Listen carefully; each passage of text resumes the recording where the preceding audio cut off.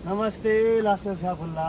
यहाँ आज चाहिँ हामी यो ओमको बारेमा मलाई थाहा भएको कुराहरू मात्रै भन्न खोजेको छु। म लामा पनि होइन, केही पनि होइन। यो यो बारेमा चाहिँ थाहा छैन। त्यो पुरानो पहिलाको मेमेहरूको नाममा बनाएको एउटा ओम हो यो। हाम्रो चाहिँ सौरागु र यता के अरे ब्यासी टोलको आखे मेमेको पालामा चाहिँ आखे मेमे मरिसकेपछि त्यो मेमेको नाममा बनाएको यो ओम हो।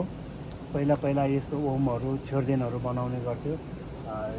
आफ्नो मान्छेहरू के अरे कोही मान्छे मऱ्यो भने अनि त्यसपछि अनि घरतिर देउताहरू राख्ने काम पनि गर्थ्यो, थाङ्काहरू राख्ने काम पनि गर्थ्यो। अहिले त्यो चलन चाहिँ बिस्तारै हट्दै गएको छ।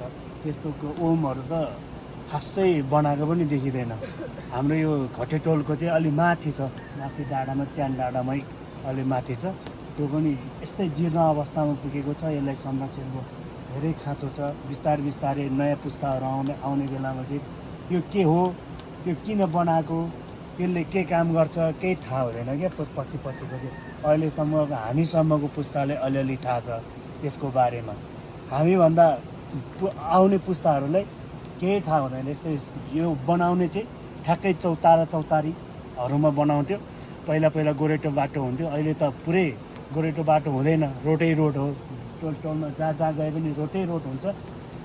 रोडमा अब यस्तो चौतारोहरू बनाएको हुँदैन। यो चौतारो एउटा व्यक्तिको नाममा बनाएको हुन्छ, मरेको व्यक्तिको यो अक्षरहरू मलाई पढ्न चाहिँ आउँदैन।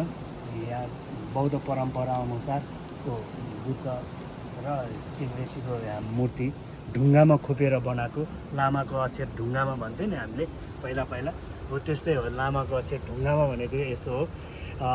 अरू धर्महरूको चाहिँ कागजहरूमा अरू चिजहरूमा लेख्छ अरे, लामाहरूको चाहिँ यस्तो पुरै ढुङ्गामा खोपेर लेखेको अरे। जुगौँ-जुगसम्म पनि केही नहुने, यो अक्षरहरू मेटेर नजाने भन्ने पनि चलन रहेछ है। मलाई थाहा भएको चाहिँ यति हो। त्यही भएर हाम्रो धर्म बुद्ध धर्म कहिले पनि के अरे विनाश भएर अरू धर्म मान्छेहरूले धर्म परिवर्तन त गर्छ, त्यो सबै आफ्नो आस्था अनुसारको हो। तर पनि यो कहिले पनि बुद्ध धर्म नाश भएर चाहिँ जाँदैन। यो झन्डाहरू राखेको हुन्छ यहाँतिर होइन। यो झन्डाहरू चाहिँ छैन यहाँ। दर्जु भन्छ हाम्रो भाषामा, दर्जु चाहिँ छ है। अहिले जाने कुरा यस्तै हो। यो अलि जीर्ण अवस्थामै छ। नयाँ आउने पुस्ताहरूले यसलाई अझै बनाउनु पर्ने अवस्था देखेको छ। धेरै वर्ष अगाडि मैले सम्झिने बेलामा मैले पढेको स्कुल यहीँ माथि हो, त्यतिखेर पनि यस्तै थियो। अलिअलि संरक्षण यो बारसार गरेर राखे मात्रै रहेछ। यो भत्किएको पनि छैन अहिलेसम्म, जस्तोको जस्तै छ।